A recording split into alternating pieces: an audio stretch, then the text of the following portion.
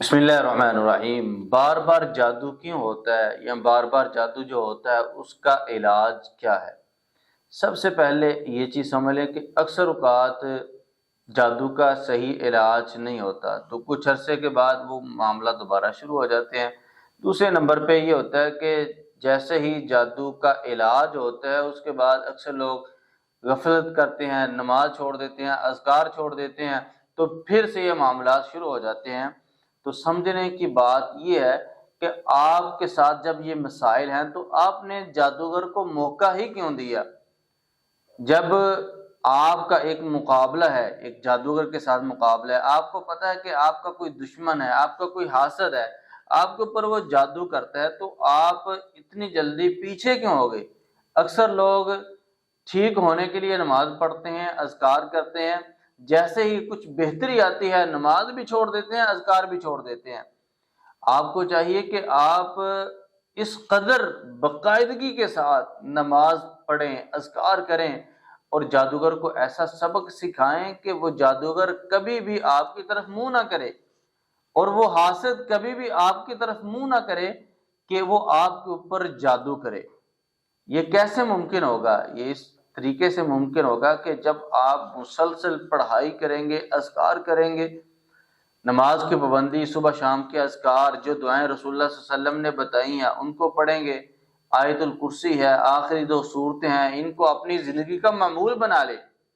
سورۃ الفاتحہ، آیت الکرسی اور آخری 3 صورتیں، سورۃ البقرہ کی آخری 2 آیات ہر نماز کے بعد پڑھیں، ایک مرتبہ پڑھیں، چاہے صبح شام 7 مرتبہ پڑھ کے اپنے اوپر دم کریں، اور صبح شام کے جو اذکار ہیں ان کو پڑھیں، اور ٹھیک ہونے کے بعد بھی ان چیزوں کو ترک نہ کریں تاکہ آپ جادوگروں کے حملوں سے محفوظ رہیں، آپ شیاطین کے حملوں سے محفوظ رہیں، آپ مکمل اللہ کی حفاظت، جس طرح اللہ تعالیٰ قرآن مجید میں فرماتے ہیں یا ایھا الذین آمنوا ادخلوا فی السلم کافہ، اے ایمان والو اسلام کے اندر پورے کے پورے داخل ہو جاؤ۔ یہ نہیں کہ ٹھیک ہونے کے لیے آپ نے عمل کرنا ہے اور جب ٹھیک ہو گئے تو پھر آپ نے سارا کچھ چھوڑ دیا۔